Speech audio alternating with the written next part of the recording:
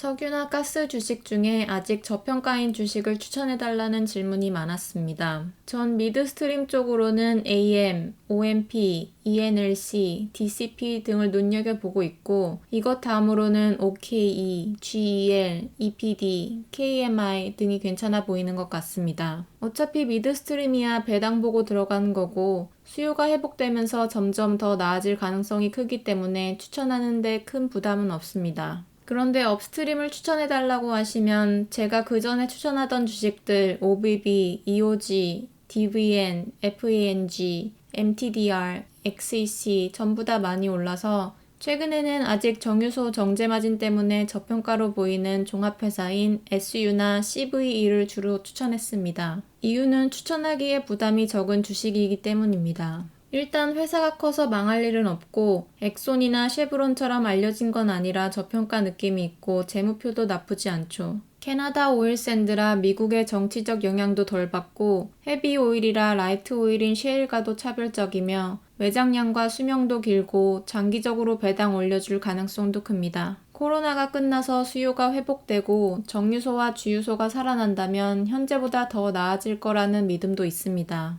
비교적 안전하면서도 저평가인 괜찮은 주식이자 어떤 면에서는 레어템입니다. 그럼 회사가 크지 않아도 되고 안전 안 해도 되니까 저평가인 주식을 말해봐. 이러면 몇 가지 주식이 머리에 들어옵니다. 그런데 그 주식들이 다 저평가인 이유가 있습니다. 예를 들어 CPE처럼 부채가 많고 그런 이유로 공매도 놀이터가 된 경우, 즉 재무적인 이유가 가장 흔한 경우일 겁니다. 뭐 아니면 또 카지노 주식 영상에서 소개해드린 LPI, CDEV 등도 당시 재무적인 이유가 가장 컸죠. 그 외에는 대부분 특이한 상황에 맞닥뜨린 주식들입니다. PXXP는 DAPL 관련 법정 분쟁이 있고 TALO는 새로 유전을 발견한 멕시코만 자마 지역에서 멕시코 국영기업 페맥스랑 소유권 분쟁이 있고 KOS는 아프리카 천연가스 유전이 완성되려면 빨라도 2023년 하반기라는 이런 굵직한 이유가 있습니다. 당연한 이야기겠지만 그런 이유가 있어서 주가가 저평가인 거겠죠. 그 외 주식들은 미국에 상장되어 있지 않거나 주당 가격이 1달러도 안 하는 페니스톡 아니면 유전이 북미 대륙에 없거나 하는 등등 각각의 이유가 있습니다.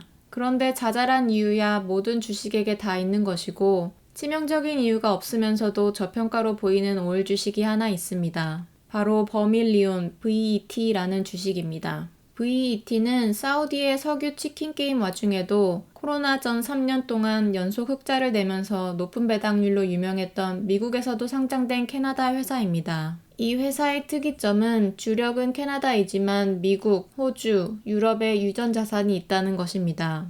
일반적으로 작은 회사들은 투자비 배분과 컨트롤이 어렵다 보니 다양한 지역에 자산을 두고 시추하는 경우가 극히 드뭅니다. 설사 나라가 다르더라도 같은 대륙에서 사업을 하기 마련인데 현재 시총 1빌리언 달러가 안 되는 VET는 현재 생산량의 62% 정도가 캐나다이고 미국과 호주가 각각 6%와 5% 정도, 나머지 27%를 프랑스, 네덜란드, 아일랜드, 독일 순으로 유럽에서 생산합니다. 보통 유럽에 자산이 있는 미국 석유 회사들도 엑손급 대장 아니면 영국이나 노르웨이 같은 나라에 국한되어 있는데 보통 사람들은 이 나라에서 석유가 나는지도 모르는 프랑스부터 독일까지 석유와 천연가스를 시추하고 있습니다. 그뿐 아니라 아직 시추하고 있지는 않지만 헝가리를 비롯한 슬로베니아와 크로아티아까지 유전 자산을 가지고 있습니다.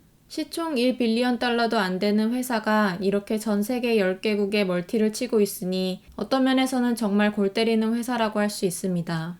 이렇게 자산이 각 나라에 퍼져 있으면 단점도 많지만 정치적인 장점도 있습니다. 일종의 분산 투자 개념이죠.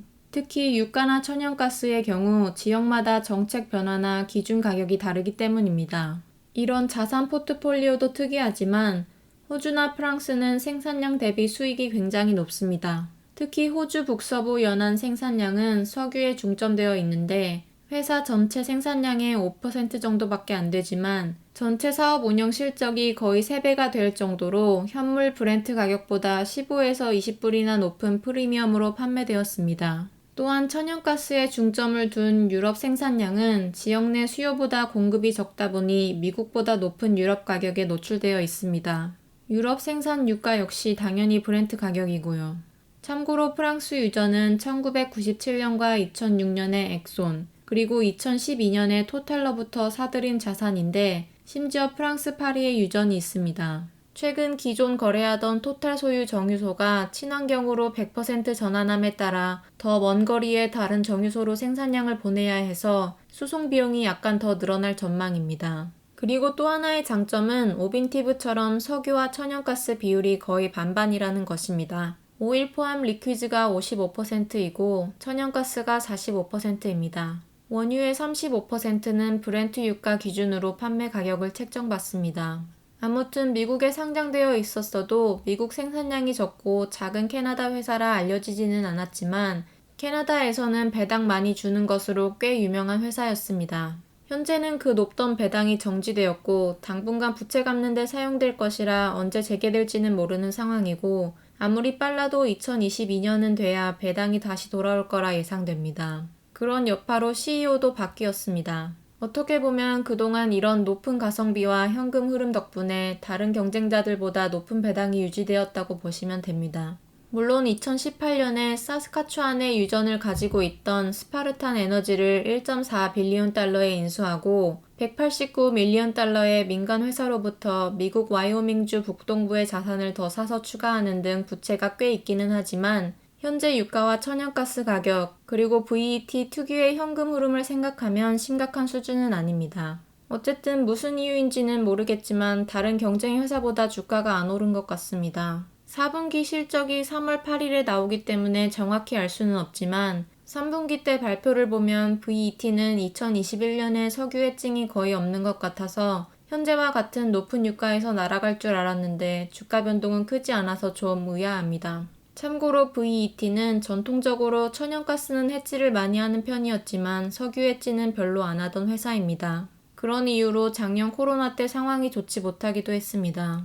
가장 많은 생산량을 보이는 캐나다 역시 알버타뿐 아니라 사스카추안과 마니토바까지 유전들이 퍼져 있고 대부분 미국 셰일 같은 라이트 오일과 컨덴세이트에 집중하고 있습니다. 가장 큰 지역은 컨덴세이트이 풍부한 듀버니 쪽인데 캐나다 생산량 중 오일과 컨덴세이트이 44%, 나머지 NGL이 13%, 그리고 천연가스가 43%로 오빈티브처럼 밸런스가 좋은 편입니다. 흔히 생각하는 캐나다 유가인 WCS는 오일 샌드 같은 헤비 오일이고 WTI 유가보다 12달러 정도 싸지만 VET가 생산하는 에드먼트 스위트류의 라이트 오일은 WTI 가격에서 살짝 낮은 가격에 팔리고 있습니다. 미국은 앞에서 말했듯이 와이오밍주 북동부 지역에서 셰일 오일을 시추하고 있고 아직 63% 정도의 부지가 개발되지 않은 상태입니다. 현재는 오일과 컨덴세이트 비중이 60%를 넘고 있습니다. 유럽 자산은 프랑스와 독일의 30% 정도가 오일이고 나머지는 천연가스 자산입니다. 코로나 전부터 유럽 천연가스 가격이 미국보다 2배 이상 높았기 때문에 그동안 괜찮았습니다. 호주는 앞에서 말했듯이 오일 위주이고 기준 판매 가격이 굉장히 높아서 완전 효자 자산입니다. 석유 질이 좋고 아시아와 가깝다는 이유로 이렇게 높은 프리미엄 가격을 받는 것 같습니다. VET의 또 다른 특징은 코로나로 힘들었던 작년을 제외하고는 매년 생산량이 꾸준히 늘었다는 점입니다. 유가가 낮을 때 생산량을 늘리는 건 자살골일 수도 있지만 일반적으로 유가를 컨트롤할 수 없다면 회사들은 생산량을 늘려서 수익을 극대화할 수밖에 없다는 측면에서 긍정적인 신호로 보입니다. 다른 회사들과 마찬가지로 비용 절감 중입니다. 2021년 유가에 해칭이 별로 없다는 점이 큰 메리트 같고 자산이 전 세계에 퍼져 있어서 투자나 관리가 어려운 점도 있겠지만 그만큼 가격이나 정치적인 위험으로부터 분산되어 있고 유럽의 비싼 천연가스 가격과 유럽도 그렇지만 특히 호주의 유가가 프리미엄 가격을 적용받는다는 장점, 그리고 긍정적인 생산량 증가와 현금 흐름 증가를 보면 경쟁자들보다 굉장히 현재 주가가 저평가돼 보입니다. VET에서 뿌린 자료를 보면 넷백 수익성 비율로 보면 다른 캐나다의 경쟁자들보다 우수하다고 나오고 있고 캐나다 회사들이라 티커가 생소하겠지만 다 나름 유명한 회사들입니다. 그리고 올해 1월 4일 기준 자산 대비 주가 비율로 봐서도 다른 유명 캐나다 회사들보다 저평가라고 주장하고 있습니다. 제 개인적으로는 유가가 높은 가격에 유지될 경우 운 좋으면 15달러도 꿈은 아니라고 생각되는데 지금 이렇게 특별한 이유 없이 저평가받는 걸 보고 있으면 제가 모르는 다른 큰 이유가 있는지도 모르겠습니다. 참고로 VET는 유가 1달러 상승 시 17밀리언 달러 정도의 현금 흐름이 바뀝니다. 물론 엑손, 옥시, 오빈티브와는 생산량 차이가 나기 때문에 비교하기 힘들지만 나쁘지는 않죠. 오케이, 거기까지.